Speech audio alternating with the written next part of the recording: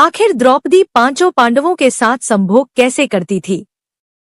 आज के समय में एक पति को चलाना बहुत मुश्किल होता है, लेकिन द्रौपदी 5 पांडवों को कैसे समय देती थी? दोस्तों, महाभारत केवल एक युद्ध की कहानी नहीं है। यह प्रेम, सत्ता, त्याग, धर्म, कर्म और नियति का खेल है।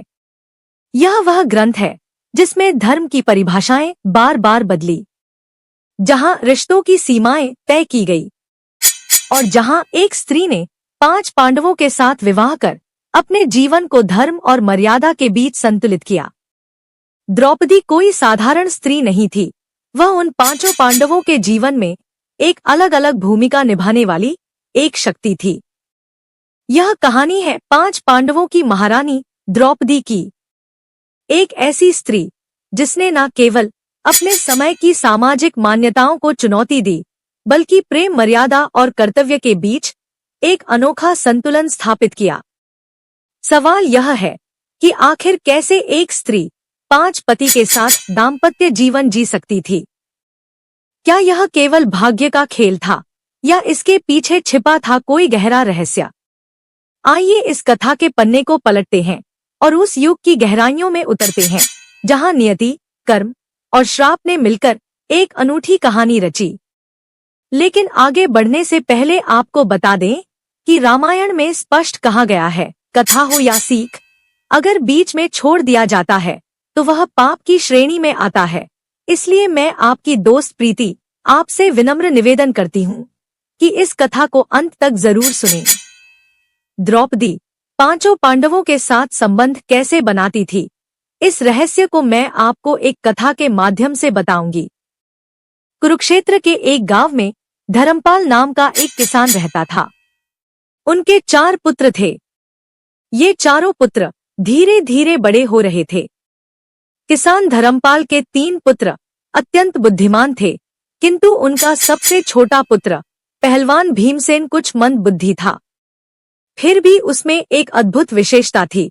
उसकी बुद्धि भले ही कम थी, परंतु उसका शरीर अत्यंत बलशाली, तगड़ा और तंदुरुस्त था। किसान धर्मपाल के मन में विचार आया, मेरे 3 पुत्र तो बुद्धिमान है, वे अपना जीवन किसी न किसी प्रकार संभाल लेंगे, किंतु मेरा छोटा पुत्र पहलवान भीमसेन मंद बुद्धि है। उसकी जीविका की चिंता मुझे सताने लगी है। बहुत सोच विचार के पश्चात वे इस निष्कर्ष पर पहुंचे, क्यों ना मैं अपने पुत्र को पहलवानी सिखाऊं। इसका शरीर तो पहलवानों जैसा ही है। बस फिर क्या, किसान धर्मपाल ने पहलवान भीमसेन को पहलवानी सिखाना प्रारंभ कर दिया। उसे उत्तम खुराक मिलने लगी। शीघ्र ही पहलवान भीमसेन अत्यंत ताकतवर हो गया। वह प्रतिदिन कसरत करता, दौड़ लगाता और पहलवानी के दांव पेंच सीखता। इस प्रकार समय बीतता गया। किसान धर्मपाल ने अपने 3 बड़े पुत्रों का विवाह कर दिया। विवाह के पश्चात तीनों पुत्रों की पत्नियां, जो अपनी बुद्धि और व्यवहार में चतुर थी, अपने छोटे देवर पहलवान भीमसेन से जलने लगी। वे मन ही मन सोचती, यह छोटा देवर कुछ काम धंधा तो करता नहीं, सारा दिन पहलवानी में व्यस्त रहता है और स्वादिष्ट भोजन खाता है।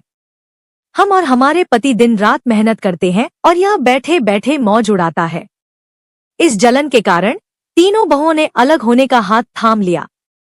जब बहुओं ने अलगाव की जिद पकड़ी तो किसान धर्मपाल ने सोचा, अब मुझे अपने छोटे पुत्र का विवाह कर देना चाहिए। यही विचार कर उन्होंने एक सुंदर कन्या रूपवती की खोज की। रूपवती इतनी सुंदर थी कि समस्त कुरुक्षेत्र में कोई भी नारी उसकी समानता नहीं कर सकती थी। साथ ही वह 14 विद्याओं में निपुण थी। इस प्रकार पहलवान भीमसेन का विवाह रूपवती के साथ संपन्न हुआ। विवाह के पश्चात किसान धर्मपाल ने अपने चारों पुत्रों को अलग अलग कर दिया ताकि घर में कोई विवाद ना हो। 3 बड़े पुत्र, जो बुद्धिमान थे, खेती और अन्य कार्यों में मेहनत कर अच्छा जीवन यापन करने लगे, किंतु पहलवान भीमसेन का वही कार्य था, स्वादिष्ट भोजन करना और पहलवानी में समय बिताना। शीघ्र ही उसकी आर्थिक स्थिति डगमगाने लगी। पहलवान की पत्नी रूपवती उससे प्रतिदिन झगड़ने लगी, तुम कोई काम धंधा नहीं करते, सारा दिन खाली बैठे रहते हो और स्वादिष्ट भोजन की मांग करते हो, ऐसे में हमारा गुजारा कैसे होगा। इस प्रकार पति पत्नी में विवाद होने लगा। एक दिन विदुषी रूपवती ने अपने पति से कहा, तुम ऐसा करो कि हस्तिनापुर के राजा कोटक के पास जाओ और उनसे नौकरी मांगो। पहलवान भीमसेन बोला, यह तुम क्या कह रही हो रूपवती, मुझे तो केवल कुश्ती लड़ना और भोजन करना आता है। इसके अतिरिक्त कोई कार्य मुझे नहीं आता। राजा कोटक के यहाँ मुझे नौकरी कैसे मिलेगी, और यदि मिल भी गई तो मैं क्या करूँगा। रूपवती ने समझाया, तुम चिंता मत करो, मेरे कहे अनुसार कार्य करो। राजा कोटक के पास जाओ और कहो कि मुझे लखटकिया की नौकरी चाहिए। पहलवान भीमसेन अपनी पत्नी की बात सुनकर उदास मन से हस्तिनापुर के राज दरबार की ओर चल पड़ा। जब वह राज दरबार पहुंचा तो राजा कोटक ने देखा कि एक बलशाली पहलवानों जैसा शरीर वाला पुरुष उनके समक्ष खड़ा है। राजा कोटक ने समझ लिया कि यह नौकरी की तलाश में आया होगा। उन्होंने पूछा, हे पुरुष, तुम यहाँ किस लिए आए हो। पहलवान भीमसेन बोला, महाराज मुझे नौकरी चाहिए। राजा कोटक ने पूछा, अच्छा ठीक है, बताओ तुम क्या कर सकते हो। पहलवान भीमसेन ने उत्तर दिया, महाराज जो कार्य आपसे ना हो, आपकी सेना से भी ना हो, आपके मंत्रियों से भी ना हो, वह कार्य मैं करूंगा, किंतु इसके बदले मुझे प्रतिदिन 1,00,000 टका वेतन चाहिए। राजा कोटक ने सोचा, फिर अपने मंत्रियों से विचार विमर्श किया, क्या पहले कभी किसी राजा कोटक ने लखटकिया को नौकरी दी है। मंत्री विश्वदेव ने पुराने दस्तावेजों की जांच की और बताया, महाराज आपके पिता ने भी 1,00,000 टकिया को नौकरी दी थी। यह सुनकर राजा कोटक ने कहा, तो ठीक है, हम भी 1,00,000 टकिया रखते हैं। यही सोचकर उन्होंने पहलवान भीमसेन को लखटकिया के रूप में नौकरी दे दी। पहलवान भीमसेन बोला, महाराज मुझे रहने के लिए एक उत्तम कक्ष दीजिए। जब भी कोई ऐसा कार्य हो जो आपसे, आपकी सेना से या आपके मंत्रियों से ना हो, तो मुझे खबर भेजकर बुलवा लीजिएगा। राजा कोटक ने उसे हस्तिनापुर के शाही बाग में एक सुंदर महल में रहने को दे दिया। उस महल में पहलवान भीमसेन आराम से रहने लगा। वह प्रतिदिन पहलवानी करता, बाग में घूमता और विश्राम करता। साथ ही उसे प्रतिदिन 1,00,000 तक का वेतन मिलने लगा। कुछ समय यूं ही बीत गया। एक दिन राजा कोटक और उनके मंत्री विश्वदेव ने पहलवान भीमसेन से कहा, आज तुम हमें अपने गांव के घर ले चलो, हम देखना चाहते हैं कि तुम्हारा घर कैसा है। पहलवान भीमसेन राजा कोटक के आदेश को टाल ना सका। वह राजा कोटक और मंत्री विश्वदेव को अपने गांव ले गया। पहलवान की पत्नी रूपवती ने देखा कि राजा कोटक और मंत्री उनके घर पधारे हैं। उसने स्वादिष्ट भोजन तैयार किया और अपने हाथों से परोसा। रूपवती की सुंदरता देखकर राजा कोटक आश्चर्यचकित रह गए। उनकी रानी गांधारी भी रूपवती की सुंदरता के समक्ष फीकी पड़ती थी। भोजन के पश्चात राजा कोटक और मंत्री लौट आए। राजा कोटक ने मंत्री विश्वदेव से कहा, मंत्री इस पहलवान की पत्नी कितनी सुंदर है। हमारी रानी गांधारी भी इतनी सुंदर नहीं है। मैं उसे पाना चाहता हूँ। बताओ इसे अपनी पत्नी बनाने के लिए मुझे क्या करना होगा। मंत्री विश्वदेव ने कहा, महाराज यह आपका और उसका नसीब है। कोई सोना पाता है तो कोई मिट्टी भी नहीं। फिर दोनों ने मिलकर पहलवान की पत्नी रूपवती को हस्तिनापुर के महल में लाने का षड्यंत्र रच डाला। कुछ समय पश्चात राजा कोटक की माता राजमाता कुंती बीमार पड़ गई। बड़े बड़े वैद्यों ने उनका उपचार किया, किंतु कोई लाभ न हुआ। राजमाता के पेट और शरीर में दर्द बढ़ता गया। एक दिन मंत्री विश्वदेव ने एक वैद्य को बुलाया और उसे 50 स्वर्ण मुद्राएं देकर कहा, वैद्य जी, राजमाता का इलाज मेरे कहे अनुसार करना। ऐसी वस्तु मांगना जो कहीं उपलब्ध ना हो। वैद्य लालच में आ गया और बोला, ठीक है मंत्री जी, मैं वैसा ही करूंगा। वह राज दरबार में गया और राजमाता की नब्ज देखकर बोला, महाराज आपकी माता को केवल एक वस्तु ठीक कर सकती है, चारहुल बिला। हिमालय के जंगलों में मिलने वाला यह दुर्लभ प्राणी है। इसका तेल निकालकर राजमाता के शरीर की मालिश करें तो वे शीघ्र स्वस्थ हो जाएंगी। राजा कोटक ने अपने सभासदों, मंत्रियों और सेनापति को बुलाया और पूछा, कोई योद्धा है जो चारहुल बिला को ला सके? सभी चुप रहे, क्योंकि किसी ने चारहुल बिला का नाम भी नहीं सुना था। मंत्री विश्वदेव ने कहा, महाराज, यह उचित अवसर है। वह पहलवान भीमसेन, जो 5 माह से केवल वेतन ले रहा है, उसे यह कार्य सौंपे। उसे आदेश दे कि 2 माह में चारहुल बिला लाएं, अन्यथा उसे फांसी दी जाए। राजा कोटक ने सोचा, यदि वह चारहुल बिला ले भी आता है तो राजमाता ठीक हो जाएगी, और नहीं भी ला पाता है तो उसकी पत्नी रूपवती हमारे लिए रह जाएगी। उनकी नीयत पहले से ही रूपवती पर थी। राजा कोटक ने 4 सिपाहियों को भेजकर पहलवान भीमसेन को दरबार में बुलवाया। उन्होंने कहा, है पहलवान, तुम बहुत समय से वेतन ले रहे हो पर कोई कार्य नहीं किया। अब एक आवश्यक कार्य है। हमें चारहुल बिला चाहिए जिनका तेल निकालकर राजमाता की मालिश करनी है। पहलवान भीमसेन सोच में पड़ गया। महाराज, यह चारहुल बिला क्या होता है? मुझे तो कुछ समझ नहीं आया। राजा कोटक बोले, हमें भी नहीं पता, किंतु तुम्हें इसे लाना है। तुम्हें 2 माह का समय देता हूँ। यदि तुम इसे ना ला पाए तो तुम्हें फांसी पर चढ़ा दिया जाएगा। पहलवान भीमसेन घबरा गया और अपने शाही बाग के महल में लौट आया। वह मंद बुद्धि था, सोचने लगा, 2 माह का समय है, देखता हूँ शायद कहीं मिल जाए। 4 दिन यूं ही निकल गए। इधर राजा कोटक, मंत्री विश्वदेव और सेनापति कर्ण ने देखा कि पहलवान अभी तक चारहुल बिला लेने नहीं गया। राजा कोटक ने कहा, मैं स्वयं जाऊंगा और देखूंगा कि वह क्यों नहीं गया। राजा कोटक पहलवान के गांव पहुंचे। पहलवान भीमसेन ने यह बात अपनी पत्नी रूपवती से कभी नहीं बताई थी। रूपवती ने अपने आंगन में 100 हाथ गहरा कुआं खुदवाया था, जिसके ऊपर कच्चे सूत की खाट बिछाई थी। उस खाट पर मखमली बिस्तर सजाया गया था। जब राजा कोटक ने द्वार खटखटाया तो रूपवती ने दरवाजा खोला। राजा कोटक को देखकर वह बोली, महाराज, अभी मेरे पति भीमसेन घर पर नहीं है, कृपया बाहर प्रतीक्षा करें। मैं आपके लिए भोजन लाती हूँ। राजा कोटक बोले, नहीं, मैं बाहर क्या करूंगा, मैं अंदर चलता हूँ। फिर उन्होंने रूपवती से अनुचित बातें शुरू की। हे सुंदरी, लगता है पहलवान तुम्हें अच्छे से नहीं रखता। यदि तुम मेरी रानी होती तो तुम्हारा जीवन कितना सुखमय होता। रूपवती उनकी नीयत समझ गई। उसने चतुराई से कहा, महाराज, आप ठीक कहते हैं, भीमसेन मेरे योग्य नहीं है। आज से मैं आपके साथ रहूंगी। उसने राजा कोटक को अंदर बुलाया और कच्चे सूत की खाट पर बैठने को कहा। जैसे ही राजा कोटक खाट पर बैठे, वह टूट गई और राजा कोटक कुएं में गिर पड़े। राजा कोटक सोचने लगे, यह क्या हो गया, मैं तो फंस गया। उधर पहलवान भीमसेन बाग में आराम कर रहा था।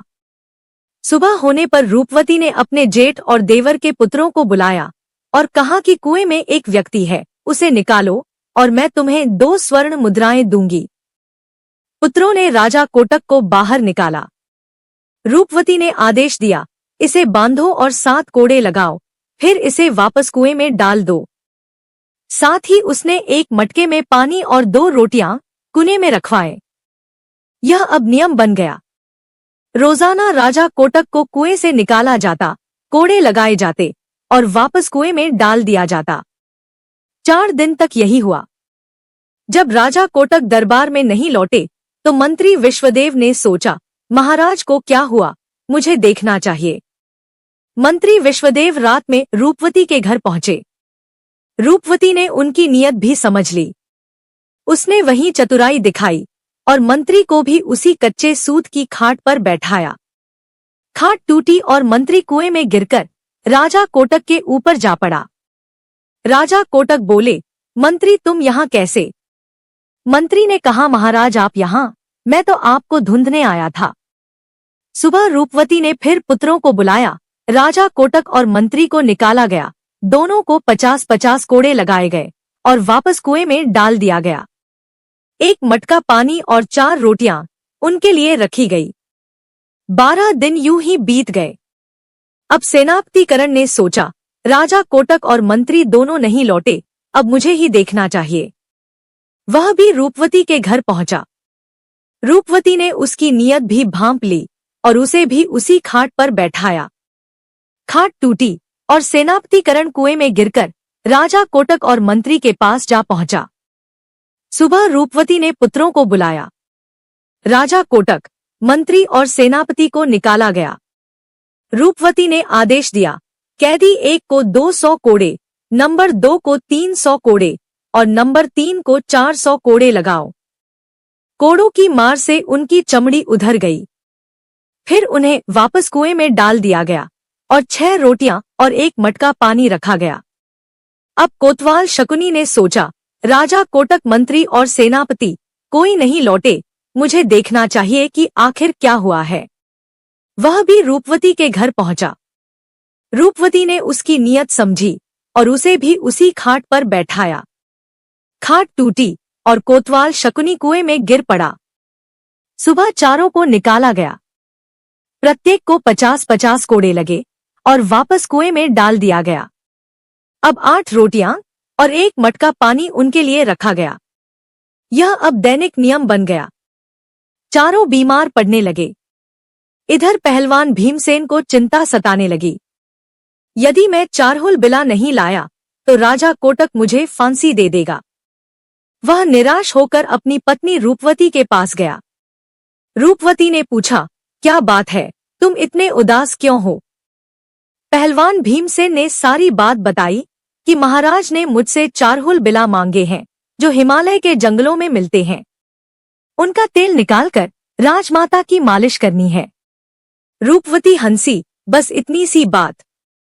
मैं तो घबरा गई थी। हमारे जंगलों में तो चारहुल बिला बहुत है।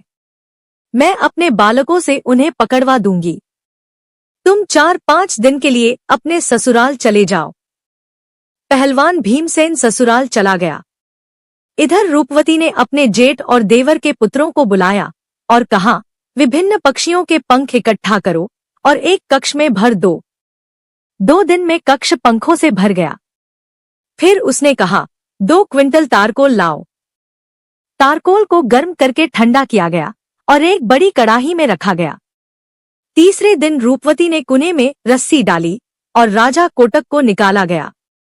रूपवती ने डंडा दिखाकर कहा, इस कड़ाही में स्नान करो, वरना मार पड़ेगी।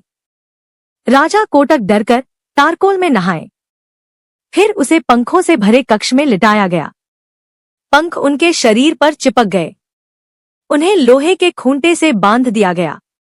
इसी प्रकार मंत्री विश्वदेव, सेनापतिकरण और कोतवाल शकुनी को भी तारकोल में नहलाया गया और पंखों से सजाकर खूंटे से बांध दिया गया। 4 दिन बाद पहलवान भीमसेन ससुराल से लौटा और बोला, रूपवती, चारहुल बिला कहाँ है? समय पूरा होने वाला है, जल्दी मुझे चारहुल बिला चाहिए, वरना राजा कोटक मुझे फांसी दे देगा। रूपवती ने कहा, घबराओ मत, देखो चारहुल बिला बंधे हैं। इन्हें ले जाओ और एक डंडा साथ रखो। यदि कोई उत्पात करे तो डंडे से पीट देना। पहलवान भीमसेन ने देखा 4 विचित्र प्राणी, जिनके शरीर काले थे और रंग बिरंगे पंख लगे थे। वह प्रसन्न हुआ और उन्हें डंडा के डराते हुए दरबार की ओर ले चला। राजा कोटक, मंत्री, सेनापति और कोतवाल सोचने लगे, यह पहलवान हमें मार सकता है, चुपचाप चलना ही ठीक है। रात होने पर पहलवान ने उन्हें एक कोठरी में बंद कर दिया और सो गया। रात में राजा कोटक ने कहा, इस कोठरी से एक गुप्त सुरंग मेरे महल तक जाती है। उन्होंने पत्थर हटाया और सुरंग से भागकर अपने महल पहुंच गए। रानी गांधारी ने उनका विचित्र रूप देखा और चीख पड़ी। सैनिकों ने राजा कोटक की पिटाई कर दी। रानी ने अंततः उन्हें पहचाना और मिट्टी का तेल मंगवाकर स्नान कराया। कोलतार हटा, किंतु कोड़ों के निशान दिख रहे थे। राजा कोटक रात को सो गए और सुबह दरबार में पहुंचे। सुबह पहलवान भीमसेन ने कोठरी खोली तो देखा कि एक चारहुल बिला गायब था। उसने बजाय तीनों को डंडे से पीटते हुए पूछा कि चौथा कहाँ है। तीनों बोले, हमें मत मारो। यदि राजा कोटक पूछे कि चौथा कहाँ है, तो तुम सिर्फ इतना कह देना कि राजा मुझे सब पता है। ज्यादा आप बोलेंगे तो मैं आपकी पोल खोल दूंगा। पहलवान ने ऐसा ही किया। वह भीमसेन तीनों को लेकर दरबार पहुंचा।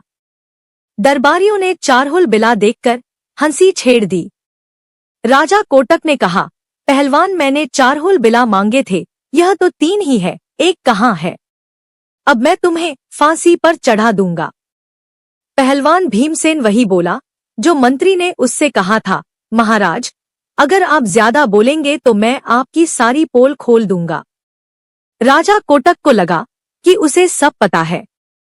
डर के मारे उन्होंने तीनों को चुपके से घर भेज दिया और कहा, मिट्टी के तेल से स्नान कर साफ हो जाओ।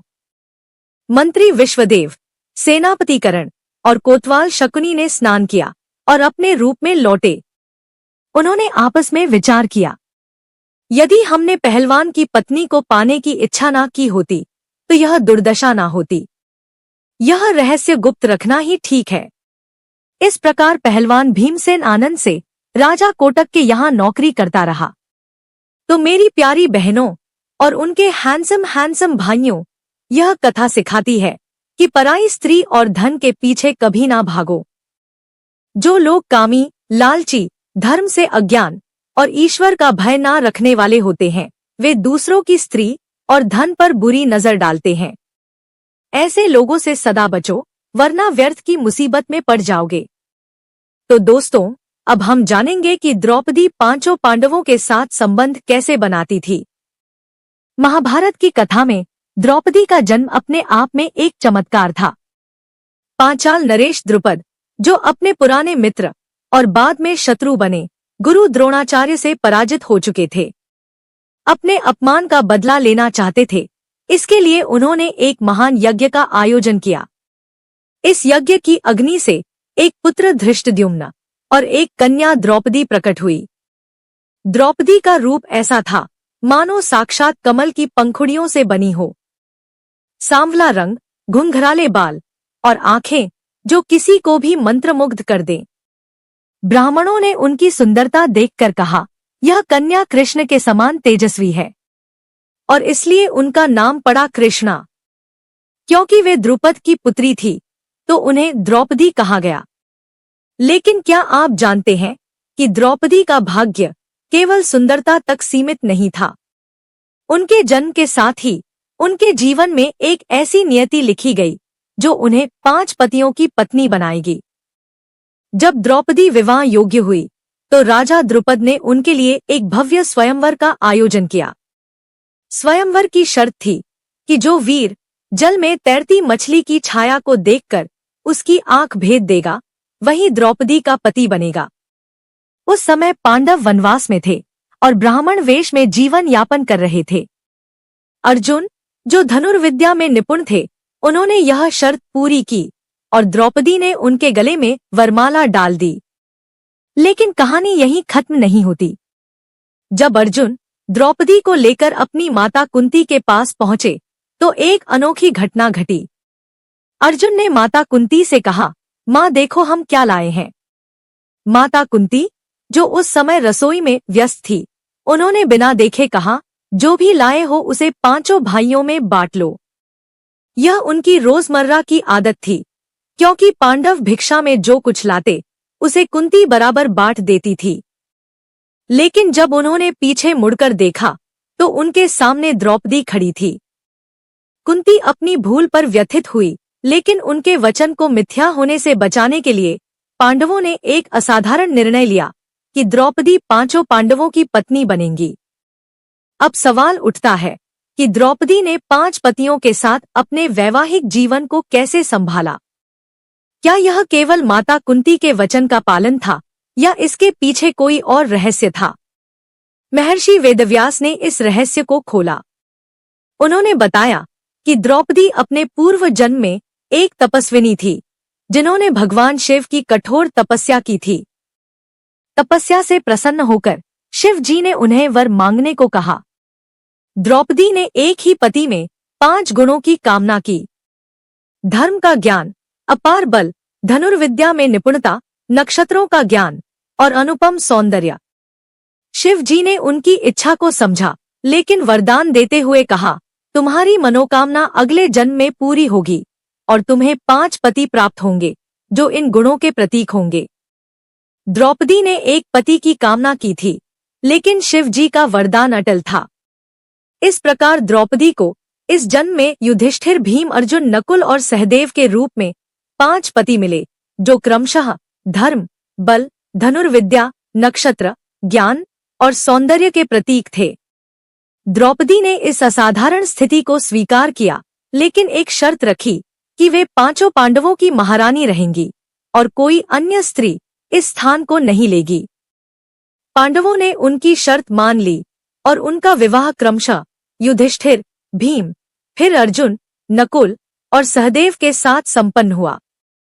लेकिन यह वैवाहिक जीवन इतना सरल नहीं था। द्रौपदी और पांडवों ने मिलकर एक अनुशासन व्यवस्था बनाई। महर्षि नारद के सुझाव पर यह नियम बना कि द्रौपदी प्रत्येक वर्ष एक पांडव के साथ समय बिताएगी और उस दौरान अन्य पांडव उनके कक्ष में प्रवेश नहीं करेंगे। यदि कोई इस नियम का उल्लंघन करता है तो उसे 1 वर्ष का वनवास भोगना पड़ेगा। इस नियम ने उनके दाम्पत्य जीवन में संतुलन और मर्यादा बनाए रखी। दोस्तों, क्या द्रौपदी का मन 5 पांडवों से पूरी तरह से संतुष्ट था? एक कथा के अनुसार द्रौपदी के हृदय में एक सत्य छिपा था। वनवास के दौरान जब पांडव एक जंगल से गुजर रहे थे, द्रौपदी ने एक जामुन का फल तोड़ा जो एक ऋषि के 12 वर्षों के उपवास के लिए था। भगवान श्री कृष्ण ने उन्हें बताया कि इस फल को वृक्ष पर वापस लगाने के लिए उन्हें अपने जीवन का सबसे गहरा सत्य बताना होगा। पांडवों ने एक एक कर अपने सत्य बताए, लेकिन फल नहीं लगा। तब द्रौपदी ने स्वीकार किया कि उनके हृदय में अर्जुन के प्रति विशेष प्रेम था और साथ ही उन्होंने यह भी कबूल किया कि स्वयंवर से पहले वे अंगराज कर्ण के प्रति आकर्षित थी। लेकिन कर्ण के सूत पुत्र होने के कारण उन्होंने उनसे विवाह का विचार त्याग दिया। इस सत्य के प्रकट होने पर जामुन का फल वृक्ष पर पुनः लग गया। यह कथा हमें सिखाती है कि सत्य को छिपाने से मनुष्य को अंततः कष्ट उठाना पड़ता है और सत्य के सामने आने पर ही मुक्ति मिलती है। एक अन्य प्रसंग में द्रौपदी के जीवन से जुड़ा एक रोचक श्राप भी सामने आता है।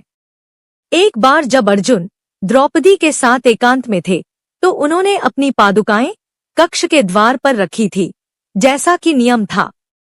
लेकिन एक कुत्ते ने खेल खेल में उनकी पादुकाएं उठा लिया। उसी समय भीम कक्ष की ओर आए और पादुकाएं ना देखकर वे अंदर चले गए। द्रौपदी को यह देखकर क्रोध और लज्जा हुई और उन्होंने कुत्ते को श्राप दिया कि जैसे आज उन्हें इस स्थिति में देखा गया है, वैसे ही कुत्ते भी संसार के सामने ऐसी स्थिति में दिखाई देंगे। यही कारण माना जाता है कि कुत्ते खुले में सहवास करते हैं। अब हम जानेंगे द्रौपदी 5 पांडवों के साथ संबंध कैसे बनती थी। दोस्तों, यहाँ एक महत्वपूर्ण प्रश्न उठता है कि द्रौपदी ने 5 पांडवों के साथ अपने संबंध कैसे निभाए। महाभारत के अनुसार द्रौपदी को महर्षि वेदव्यास से वरदान प्राप्त था। इस वरदान के कारण जब भी वे एक पांडव के साथ संबंध बनाने के बाद दूसरे पांडव के पास जाती तो वो पुनः कुंवारी हो जाती थी। यह वरदान उनके वैवाहिक जीवन को पवित्र और मर्यादित बनाए रखने में सहायक था। प्रत्येक पांडव के साथ द्रौपदी ने पतिव्रता धर्म का पालन किया। युधिष्ठिर के साथ उन्होंने धर्म और नीति की चर्चा की। भीम के साथ उनकी रक्षा और साहस का अनुभव किया।